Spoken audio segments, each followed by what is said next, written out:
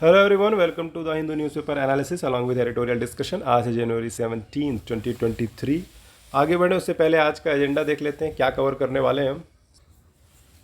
आज हम कवर करेंगे डेली की तरह the Hindu newspaper, map, editorial discussion. कल न्यूज़पेपर नहीं आया था द हिंदू पोंगल की वजह से, तो आज हम अच्छे से एक्सटेंसिवली उसे कवर करेंगे। और इंडियन एक्सप्रेस भी इसे ऐड किया है, इंपॉर्टेंट न्यूज़ जो होती है इंडियन एक्सप्रेस में वो भी हम कवर करेंगे, प्रीलिम बूस्टर हमेशा की तरह। और पीडीएफ अगर आपको इस लेक्चर का डाउनलोड करना है तो कंटेंट मॉक टेलीग्राम चैनल पर जाकर उसे डाउनलोड कर सकते हैं। और कल प्रीवियस ईयर क्वेश्चन में ये पूछा गया था कि आर्टिकल 368 के तहत कौन कौन से ये स्टेटमेंट अमेंड किए गए थे, 24th कॉन्स्टिट्यूशन अमेंडमेंट और 101st कॉन्स्टिट्यूशन अमेंडमेंट। तो कन्फ्यूज़न यही था कि ये जो जीएसटी आया था 1 जुलाई 2017 को और 101st अमेंडमेंट के तहत, तो वो भी इसी के तहत 368 को भी यहाँ पे अमेंड किया गया था। ये थोड़ा सा ध्यान देने वाली बात है, ठीक है। ये अक्सर हम मिस कर जाते हैं, थोड़ा सा डिटेल अगर पढ़ेंगे हर चीज़ की, जैसे कोई भी अब ईडब्ल्यूएस रिजर्वेशन को थोड़ा सा डिटेल में पढ़ेंगे तो कौन कौन से आर्टिकल उसमें अमेंड हुए थे और उसमें कौन से क्लॉज अमेंडमेंट किए गए थे, तो ये सब चीज़ें अगर आप थोड़ा सा ध्यान देके पढ़ेंगे तो ज़रूर ऐसे क्वेश्चन आप कर पाएंगे। बहुत सारे क्वेश्चन लोगों का ये क्वेश्चन रॉन्ग हुआ था, ये एमपीपीएससी 2020 के प्रीलिम में पूछा गया था और बहुत अच्छा क्वेश्चन था। तो आज का प्रीवियस ईयर क्वेश्चन क्या है? In India, which of the following is responsible for maintaining price stability by controlling inflation? A. Department of Consumer Affairs. B. Expenditure Management Commission. C. Financial Stability and Development Council. और D. Reserve Bank of India. और ये जो option C है ना, financial stability and development council, इसका अलग से एक क्वेश्चन पूछा गया था प्रीलिम में, इसमें कौन कौन से मेंबर होते हैं, तो इसे भी थोड़ा देख लीजिएगा आप। और इस क्वेश्चन अगर आंसर पता हो तो आप कमेंट बॉक्स में इसका आंसर दे सकते हैं। और दूसरा क्वेश्चन है, with reference to non fungible tokens NFTs, consider the following statements.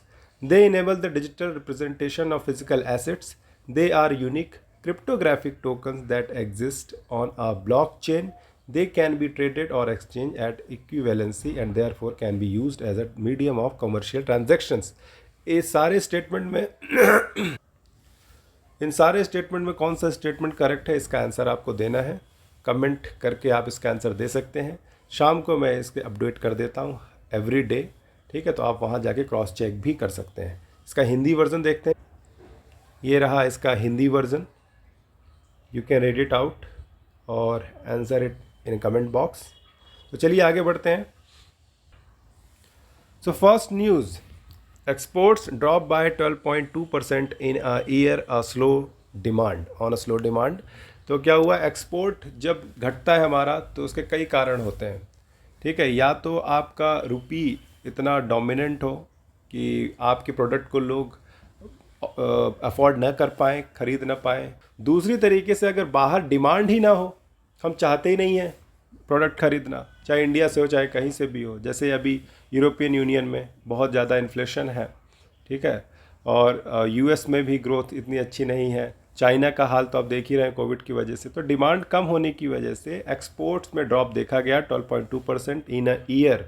तो ये इम्पॉर्टेंट डेटा है, ठीक है। कॉन्सिक्वेंटली मतलब इससे क्या हुआ कि कंट्रीज़ मर्केंडाइज जो ट्रेड डेफिसिट है, गुड्स जिसे कहते हैं, गुड जो आप ट्रेड करते हैं इम्पोर्ट एक्सपोर्ट, सर्विस को छोड़ दें, तो उसका जो ट्रेड डेफिसिट है मतलब इम्पोर्ट ज़्यादा है, वो स्लाइटली कम हुआ है, ठीक है, और अंडर $24 बिलियन है। ये डेटा थोड़ा सा आप ध्यान में रखें, ज़्यादा रटने की भी ज़रूरत नहीं है।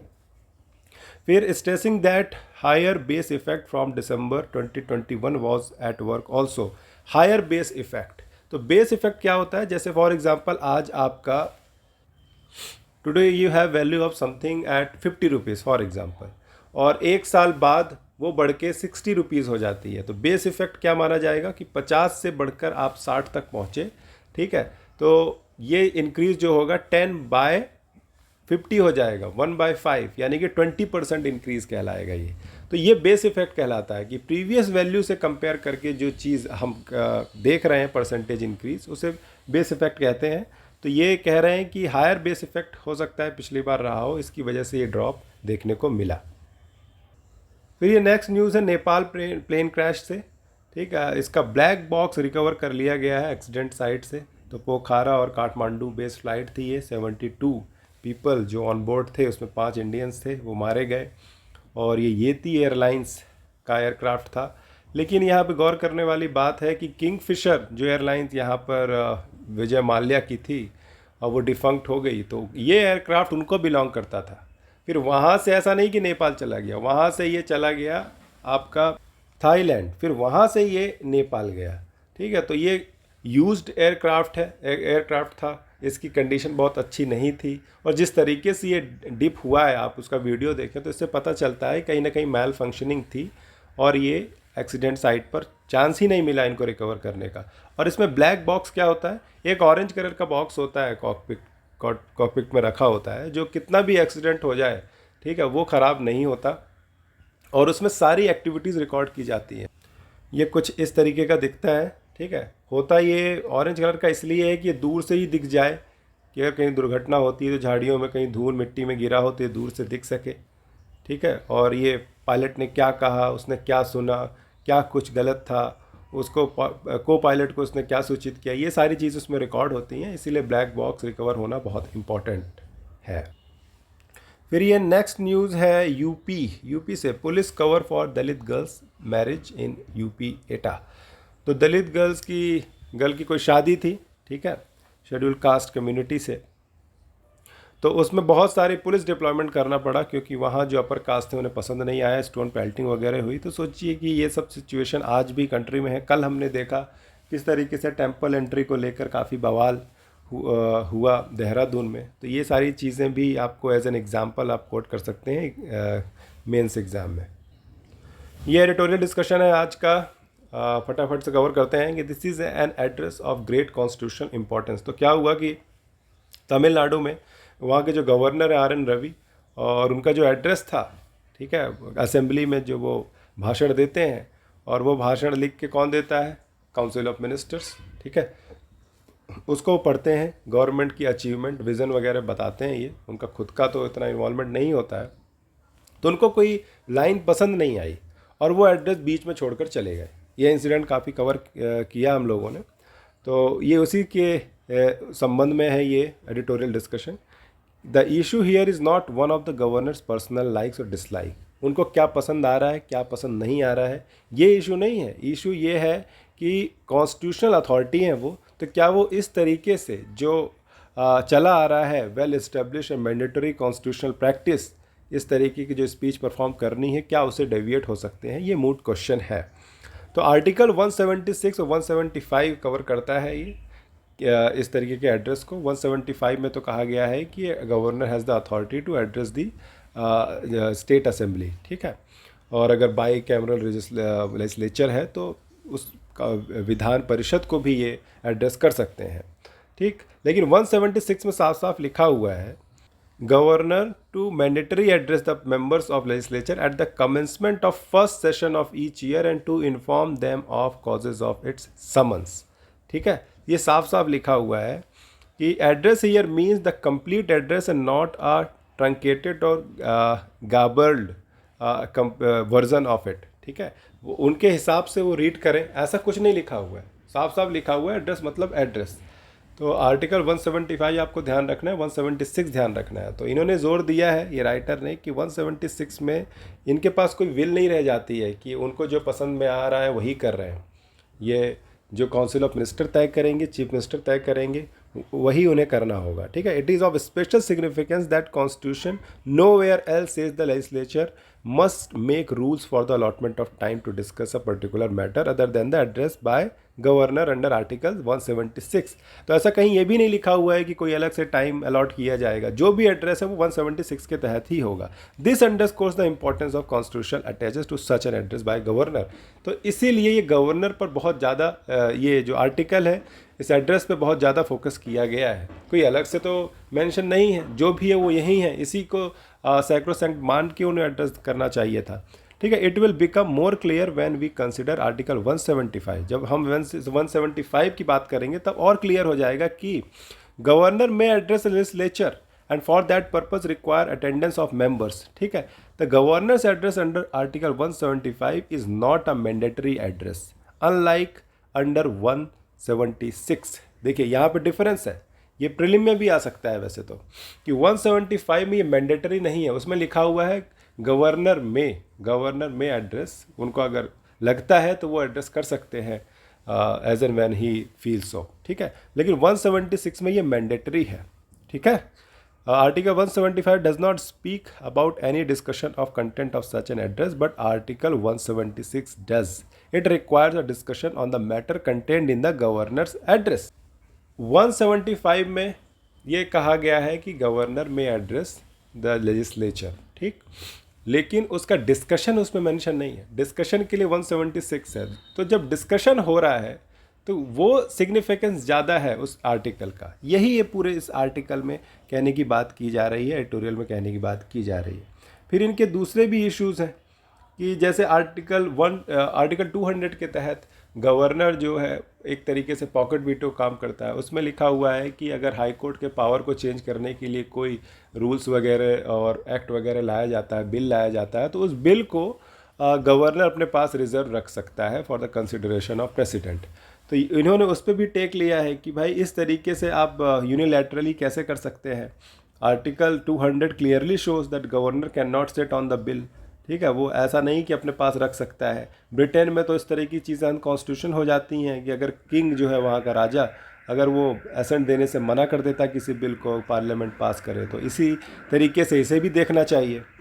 फिर उन्होंने सुप्रीम कोर्ट की कुछ बात की है कि शमशेर सिंह 1974 टू नाबम राबिया 2016 केसेस में सुप्रीम कोर्ट ने क्या कहा है। उन्होंने कहा है कि governor can act only on the aid and advice of Council of Minister and cannot exercise any executive powers independently ignoring elected government। तो बहुत क्लियर रिमार्क है सुप्रीम कोर्ट की कि गवर्नर ऐसे ही अपने हिसाब से कोई चीज़ें डिस्क्रिप्शन में नहीं कर सकता, काउंसिल ऑफ मिनिस्टर की बातें सुनकर ही उसे एक्ट करना होगा, ठीक है। नाबाम राबिया केस में कहा गया कि एज सच अ नॉमिनी जो गवर्नर है can not have a over riding authority of the will of the people. तो वो तो एक नॉमिनी है, एक तरीके से पिक किया हुआ जो मेंबर है, ठीक है, कॉन्स्टिट्यूशनल अथॉरिटी है। जो प्रेसिडेंट वहाँ पे जिसे तय करते हैं वो बैठ के ये चीज़ें एक्सरसाइज करते हैं, लेकिन लोगों का जो विल है, रिप्रेजेंटेटिव डेमोक्रेसी है, उनकी जो सॉवरेनिटी है वो स्टेट लेजिस्लेचर बनाता है, और वहाँ से अगर कोई चीज़ पास हो रही है तो गवर्नर यूनिलैटरली कोई ऐसे फैसले नहीं ले सकता। फिर B.R. अम्बेडकर ने भी कहा है, ठीक है, कॉन्स्टिट्यूएंट असेंबली में कि if the constitution remains in principle the same as we intend that it should be the governor should be a purely constitutional governor and with no power of interference in the administration of province। तो वो एक constitutional authority की ही तरह रहे और interfere ना करे वहाँ का जो एडमिनिस्ट्रेशन है, प्रोविंस मतलब स्टेट का। ये B.R. अम्बेडकर का रिमार्क था। तो ये बहुत सक्रिय है, ये टॉपिक बहुत एक्टिव है, बहुत दिनों से देख रहे हैं, तो इस पर थोड़ा नज़र बनाए रखें। आर्टिकल 175 और 176 और आर्टिकल 200 का प्लेन टेक्स्ट PM बख्शी एक बुक है छोटी सी, वो अपने अगर आपके पास है तो ठीक है, नहीं तो इंटरनेट पे आप जाके उसका एक एक वर्ड अच्छे से पढ़ें, आपको और क्लियर हो जाएगा। अब टेक्स्ट एंड कॉन्टेक्स्ट से wholesale price based inflation at 22 month low in December. तो होल सेल प्राइस इंडेक्स और जो कंज्यूमर प्राइस इंडेक्स है CPI WPI, इनके बीच में डिफरेंसेस हमने कई बार देखा है, और इसमें होल सेल जो प्राइस है वो 22 महीने में सबसे निचले स्तर पर है। दिसंबर में रिकॉर्ड जो किया गया था 4.95। ये करंट अफेयर वन लाइनर में इंपॉर्टेंट हो सकता है अगले 1-2 महीने की जो एग्ज़ाम है उसमें। As you can see in picture, wholesale price index and consumer price index के बीच में डिफरेंस, इसकी डेफिनेशन ठीक है, इम्पॉर्टेंट है, लेकिन इसका पब्लिशर कौन है? ये ऑफिस ऑफ इकोनॉमिक एडवाइज़र है WPI का, और ये सेंट्रल स्टैटिस्टिक्स ऑफिस जो है ministry of statistics and programme implementation CSO। लेकिन अब ये चेंज हो गया है, अब ये NSO करता है, ठीक है, ये पुरानी स्लाइड है। तो NSO से रिलीज़ होता है ये कंज्यूमर प्राइस इंडेक्स, और RBI ने 2015 से इसे CPI को अपने जो इन्फ्लेशन फोरकास्टिंग वगैरह है, इसकी जो पॉलिसी मेकिंग है उसमें ये अडॉप्ट किया है। पहले WPI होता था, और मेज़र क्या करते हैं, ये गुड्स को केवल करते हैं WPI, और गुड्स एंड सर्विसेज दोनों को CPI कवर करता है, ठीक है। और ये इसके आइटम देख लें आप, आइटम जो कवर होते हैं WPI में वो ज़्यादा है, ठीक है, 796, और कंज्यूमर प्राइस इंडेक्स में कम है। तो ये मेजर डिफरेंसेस हैं, ये आपको ध्यान रखना है। और फिर ये richest 1% own 40% of countries wealth, Oxfam की स्टडी कल ही हमने देख लिया था। ये वैसे कल न्यूज़पेपर आया नहीं था, बट हमने जो वेब वर्जन है वहाँ से ये देख लिया था, इस न्यूज़ को कवर कर लिया था कि किस तरीके से इनइक्वालिटी बढ़ रही है कंट्री में। हालांकि ये कम हुआ है, पहले कुछ साल पहले तक 58% था ये डेटा, अब 40% पर आ गया है। और कोविड-19 का XBB वेरिएंट जो अमेरिका और इंडिया में फैल रहा है और 11 स्टेट्स और यूटीज़ में पहुंच गया है ये, ठीक है। ये Indian SARS-CoV-2 genomics consortium INSACOG, इसका फुल फॉर्म आपको ध्यान रखना है, ठीक है। ये आप भूलिएगा नहीं, INSACOG का फुल फॉर्म। ये दिसंबर 2020 में इसको बनाया गया था टू स्टडी दी स्ट्रेन्स जो उनका जो मैकेनिज़्म होता है, किस तरीके से म्यूटेट होते हैं और डेंजरस हो जाते हैं, इसकी स्टडी के लिए बनाया गया था। तो ये आपको ध्यान रखना है। फिर नेक्स्ट इंपॉर्टेंट न्यूज़ है, why is Kerala opposing the new electricity rules. तो सेंटर ने एक इलेक्ट्रिसिटी अमेंडमेंट रूल्स 2022 इंट्रोड्यूस किया। उसमें जो रूल 14 है वो इसका रिक्वायरमेंट है कि स्टेट इलेक्ट्रिसिटी रेगुलेटरी कमीशन जो होगा वो स्पेसिफाई करेगा एक प्राइस एडजस्टमेंट फार्मूला जो ऑटोमेटिकली कंज्यूमर पर मंथली बेसिस पे चला जाएगा, ठीक है। उसने क्या यूज़ किया, कैसा अप्लायंसेस को इस्तेमाल किया, ये सारी चीज़ें उसमें चली जाएंगी। और इसमें एक और बात है, जैसे फ्यूल और पावर परचेज एडजस्टमेंट सरचार्ज जो होता है वो भी कैलकुलेट किया जाएगा और कंज्यूमर पर वो उसका बिल आएगा, ठीक है। ये सारी चीज़ें चेंजेस लेकर आई है सेंट्रल गवर्नमेंट और ये स्टेट गवर्नमेंट को इम्प्लीमेंट करना है, ठीक। लेकिन केरला को दिक्कत है, केरला ने कहा कि इस तरीके से अगर हमने छूट दे दी, पावर डिस्कॉम जो होते हैं, पावर डिस्ट्रीब्यूशन कंपनीज जो होती हैं, अब अगर अपने हिसाब से ही ऑटोमेटिकली कंज्यूमर पर अगर ये बिल थोपने लग जाएंगे तो ये कहीं ना कहीं कंज्यूमर राइट्स का वायलेशन होगा। और जैसे केरला जैसे स्टेट केवल 30% अपना जो प्रोड्यूस करते हैं इलेक्ट्रिसिटी, बाकी वो बाहर से मंगाते हैं, तो उनका जो बर्डन है वो कंज्यूमर पर ज़्यादा होगा इस तरीके से अगर हमने फ्री हैंड दे दिया। और स्टेट का इंटरवेंशन होना चाहिए, ये लोग कह रहे हैं। और इलेक्ट्रिसिटी मिनिस्टर जो वहाँ के, उन्होंने कहा कि उनका जो डिपार्टमेंट है वो लीगल एडवाइस इस पे देखेगा कि हम इसका कैसे अपोज कर सकते हैं और कंज्यूमर पर इसका कोई बर्डन ना आए। तो ये थोड़ी सी इंपॉर्टेंट न्यूज़ है ये केरला से। अभी किरेन रिजिजू काफ़ी न्यूज़ में, लॉ मिनिस्टर, ये खुश नहीं है जिस तरीके से कॉलेजियम सिस्टम काम करता है। कई रिमार्क्स भी बीच में दे चुके हैं उन्होंने। तो ये कहा था कि भाई अपॉइंटमेंट की क्या बात करें हम, वो तो उनका शो है जुडिशरी का, वो अपने हिसाब से रन करते हैं, हमारा तो कोई से ही नहीं है। तो ये सब चीज़ें पसंद नहीं आई सुप्रीम कोर्ट के जजेस को और उन्होंने भी पलटवार किया। तो अब वो कह रहे हैं कि हमारे नॉमिनी, मतलब हम जिनको तय करें कॉलेजियम उन्हें ही कंसिडर करें, ठीक है। उन्होंने CGI को पत्र लिखा है, देखते हैं इस पर अब क्या सुनवाई होती है। फिर नेक्स्ट इंपॉर्टेंट न्यूज़ है, invitation to Egypt president for republic day. तो उनके जो इन्वॉय हैं, दूत हैं, एम्बेसडर हैं, उनको बहुत अच्छा लगा। लेकिन ये करंट अफेयर्स हमारे लिए क्या इंपॉर्टेंट है कि इन भाई साहब को, अब्देल फतह अल सीसी, ये प्रेसिडेंट हैं इजिप्ट के, उन्हें इनवाइट किया गया है रिपब्लिक डे सेलिब्रेशन परेड के लिए, ठीक है। और IWAI, inland water veg authority of India, ये नोएडा में बेस्ड है।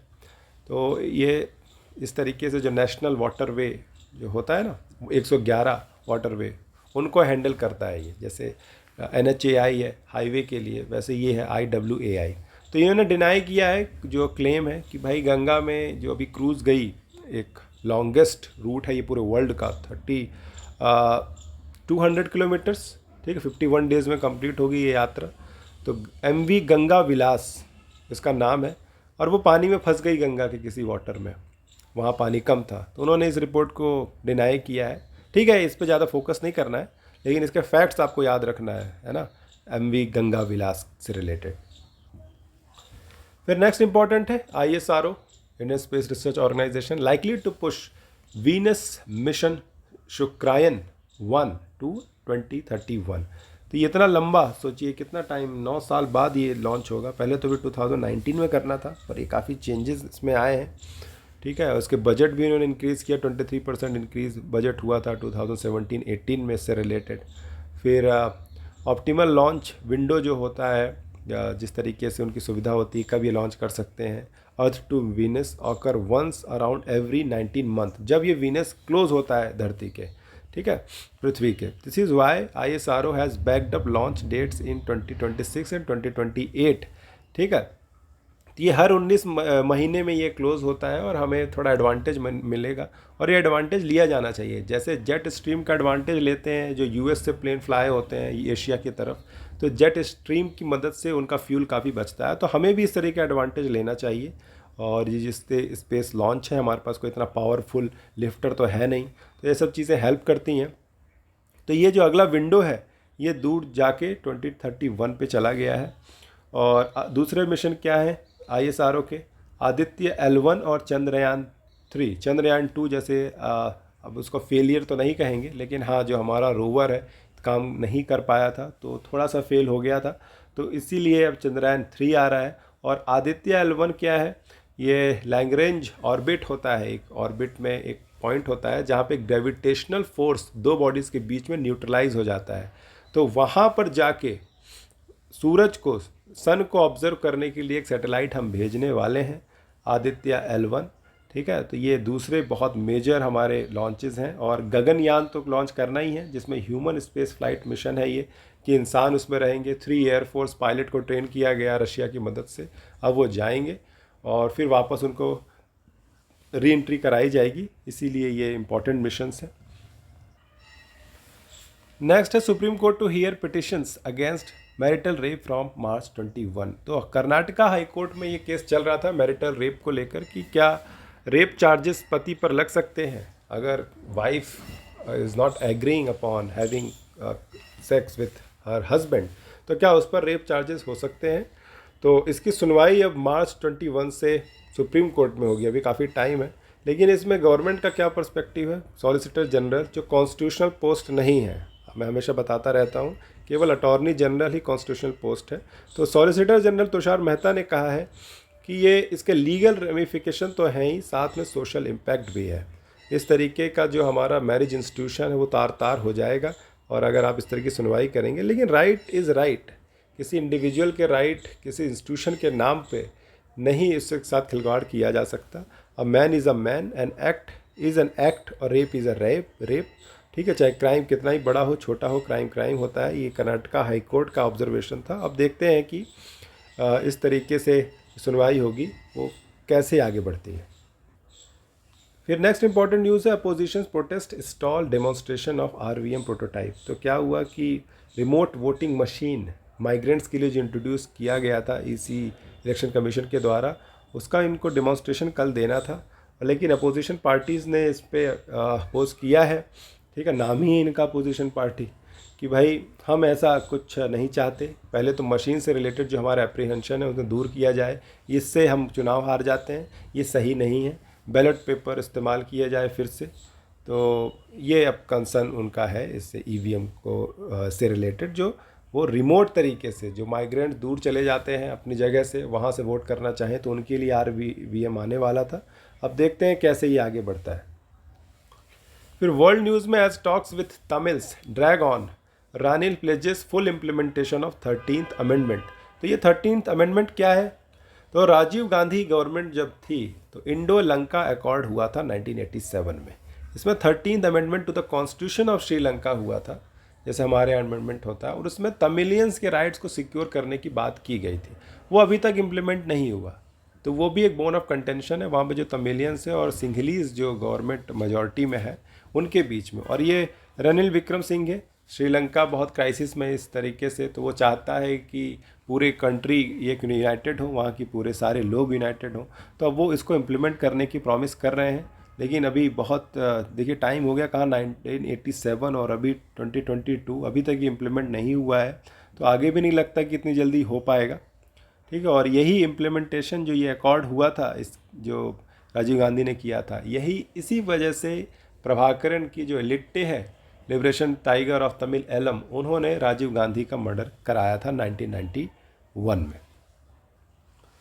फिर इकोनॉमी न्यूज़ से स्टेट्स ग्रॉस फिस्कल डेफिसिट में dip to 3.4% this year from 4.1% in financial year 2020। ठीक है, तो RBI की स्टडी है, उन्होंने कहा कि ये जो स्टेट्स ग्रॉस फिस्कल डेफिसिट, मतलब जितने स्टेट हैं, ठीक है, उनका जो ग्रॉस फिस्कल डेफिसिट है ये 3.4% पर होगा।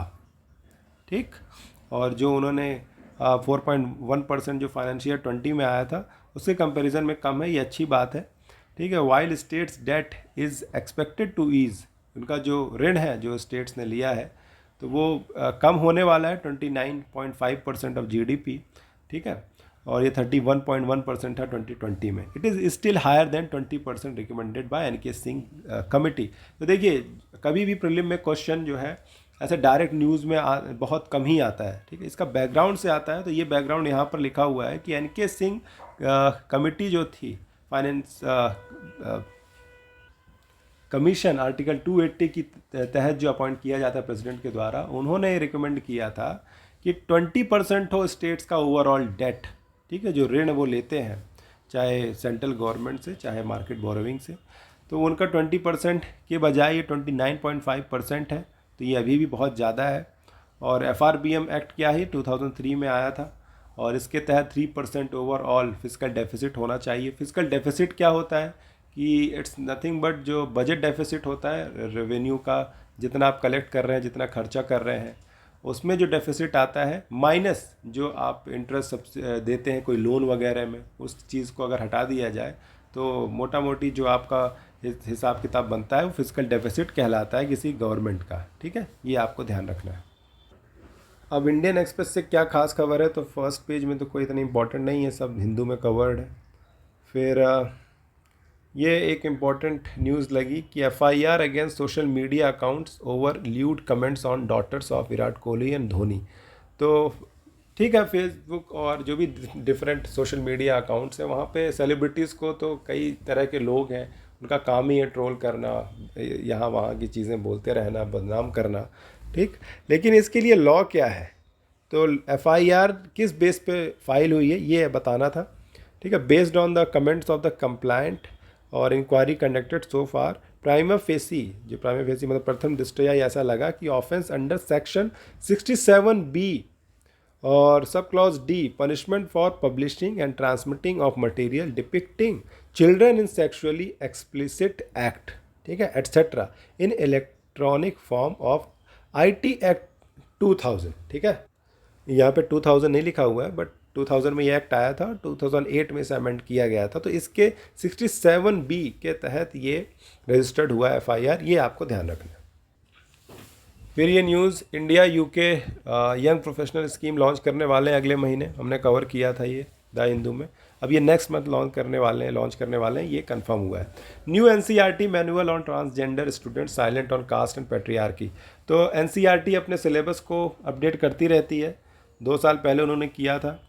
तो ये न्यूज़ ये बता रही है कि उन्होंने ट्रांसजेंडर से रिलेटेड और कास्ट पैट्रियार्की से रिलेटेड जो इम्पोर्टेंट डिस्कशन है, जो लोगों को अवेयर करा सकता है बच्चों को, उसको वहाँ हटा लिया है, ठीक है। और इससे जो बच्चे हैं, बच्चों का जो ओवरऑल अंडरस्टैंडिंग है वो कम होगी और तरह तरह की पर्सपेक्टिव है। कई लोगों का कहना है कि नहीं, ज़बरदस्ती माइंड में क्यों डालना, कि आपको देखना है कि आप इस एग्ज़ाम्पल को कैसे यूज़ कर सकते हैं। वैसे निबंध लेखन में जब ये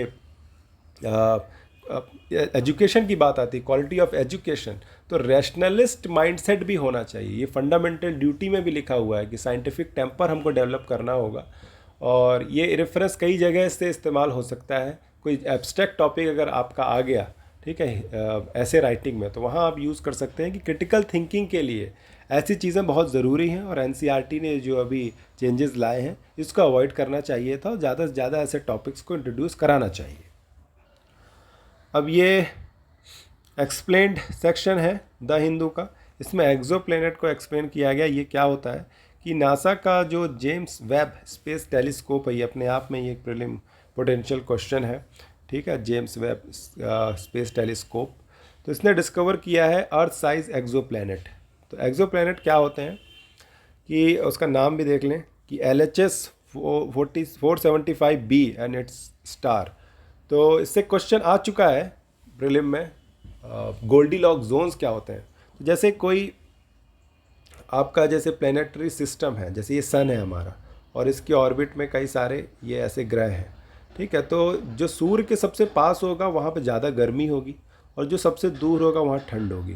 तो इन दोनों के बीच में कोई ऐसी जगह होगी जहाँ न ज़्यादा गर्मी न ज़्यादा ठंडी, तो जहाँ पे सर्वाइवल आसान हो सके। तो पृथ्वी इसी ऐसी जगह पे आप अगर गौर से देखिए हमारे प्लानिटरी सिस्टम को, तो अर्थ बीचों बीच है, ठीक है, टेरेस्ट्रियल जो प्लैनेट्स हैं और जो एक्स्ट्रा टेरेस्ट्रियल प्लैनेट्स हैं उनके बीच में। तो ऐसी जगहों को तलाशने के लिए ये लॉन्च किया गया है ये मिशन, कि ऐसे जो गोल्डीलॉक्स जोन में जो अर्थ हैं, पोटेंशियल अर्थ जहाँ जीवन संभव है, उन्हें तलाशना। और ये क्वेश्चन आ चुका है यूपीएससी प्रीलिम में, और ऐसा ही एक एक्सोप्लैनेट मिला है और नासा ने अभी अनाउंस किया। अभी so far according to NASA more than 5000 exoplanets have been discovered, ठीक है। अभी तक 5000 से ज़्यादा पोटेंशियल अर्थ डिस्कवर हो चुकी हैं।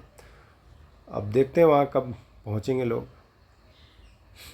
बाकी आप दूसरी खबर पढ़ सकते हैं इसी से related, how are exoplanets discovered. तो जैसे बहुत सारे स्टार्स हैं अपनी गैलेक्सी में, ठीक है, वो चमकते रहते हैं, और वो स्टार्स क्या है, nothing but they are the sun. Sun भी तो एक स्टार है।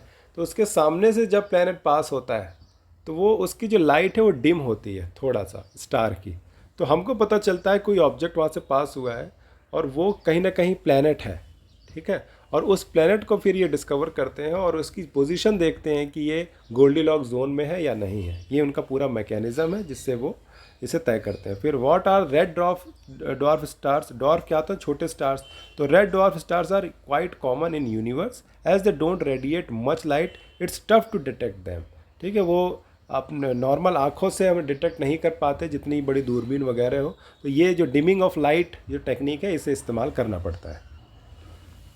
अब WEF world economic forum Davos Switzerland में ये होता है हर साल, ठीक है। पिछले पेंडेमिक की वजह से ये सिंगापुर में भी हुआ था, तो ऐसा कोई नॉर्म नहीं है कि ये अभी तक वहीं पे होता आया है। तो अब ये होने वाला है, यहाँ से भी कई सारे लोग जाएंगे, और शिंदे साहब जा रहे हैं और गौतम अडानी जा रहे हैं। तो ये वहाँ पे फोरम है, कई लोग बैठते हैं, मंत्रणा करते हैं कि कैसे इकॉनमी होनी चाहिए। तो वहाँ पता चल रहा है कि एक सर्वे कराया गया कि रिसेशन आ सकता है, ठीक है। और इंडिया में ये जून के बाद आएगा।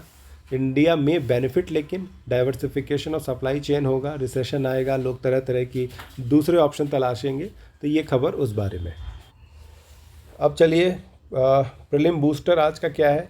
लैंड सब्सिडेंस क्या होता है कि subsidence is sinking of the ground cause due to ground water withdrawal. कि ग्राउंड वाटर जैसे कि वाटर टेबल होता है, ठीक है, पोर्स में पानी इकट्ठा होता है और वो विड्रॉ हो जाए, वहाँ ख़त्म होने लगे वाटर टेबल ग्राउंड वाटर, तो वो धंस जाता है, तो उसे सब्सिडेंस कहते हैं। अर्थक्वेक की वजह से ऐसी सिचुएशन क्रिएट हो जाए, सॉइल इरोजन की वजह से हो जाए, तो ये सब्सिडेंस कहलाता है। तो अभी 17 सेंटीमीटर पर ईयर, ठीक है, इन सर्टेन एरियाज दिल्ली से लगे हुए, ठीक है। सो 5.5 centimetre in 12 days in Joshimath. तो इस तरीके का सब्सिडेंस देखने को मिला, ये रिसर्चर्स ने हमें बताया। फिर दूसरा प्रीलिम बूस्टर क्या है, EIA। अभी EIA न्यूज़ में था, सुप्रीम कोर्ट ने कहा कि मैंडेटरी होना चाहिए अर्बन प्रोजेक्ट्स में। तो उसी से रिलेटेड ये है कि इन्वायरमेंट इम्पैक्ट असेसमेंट इसका फुल फॉर्म है, ठीक है। In India there are 39 categories जहाँ पे ये इन्वायरमेंटल क्लियरेंस चाहिए रहता है, और ये 1986 एनवायरनमेंट प्रोटेक्शन एक्ट, जिसे अम्ब्रेला एक्ट भी कहते हैं, ठीक है। EIA नोटिफिकेशन 1994 में जो आया था, इसी के तहत आया था। और इसकी कुछ कैटेगरी मैंने बताई थी कि आपको देखनी है, कैटेगरी A, कैटेगरी B। ये जो EIA नोटिफिकेशन 2006 में आया था उसमें कैटेगराइज किया गया था इस पूरे सिस्टम को। और ये A कैटेगरी क्या होती है कि ये सेंट्रल गवर्नमेंट इसे अप्रेज करती है, और कैटेगरी B वाला स्टेट लेवल पे। तो ये प्रोजेक्ट की साइज़ है, इससे रिलेटेड है ये कि ये प्रोजेक्ट कैटेगरी के बहुत ज़्यादा बड़े होते हैं बृहद स्तर पर, उन्हें ज़्यादा अच्छे से एनवायरमेंटल क्लियरेंस चाहिए रहता है, ठीक है। और जो A कैटेगरी प्रोजेक्ट्स होते हैं, लेकिन ये do not have to go screening process, उनकी स्क्रीनिंग नहीं होती है। और category B projects under go screening process, ये थोड़ा सा डिफरेंस है। और B को भी डिफाइन किया गया है अलग से, B1 और B2 में कैटेगराइज किया गया है कि B1 में एक मैंडेटरी है EIA और B2 में EIA मैंडेटरी नहीं है। तो ये थोड़ा सा ज़्यादा इम्पॉर्टेंट एस्पेक्ट है EIA का। ये आज का प्रीलिम बूस्टर था। तो चलिए इसी के साथ हम आज का ये न्यूज़पेपर डिस्कशन और एडिटोरियल एनालिसिस ख़त्म करते हैं। अगर अच्छा लगा हो तो लाइक करें। कल फिर मिलेंगे नए एनर्जी के साथ। Thank you so much, have a wonderful day.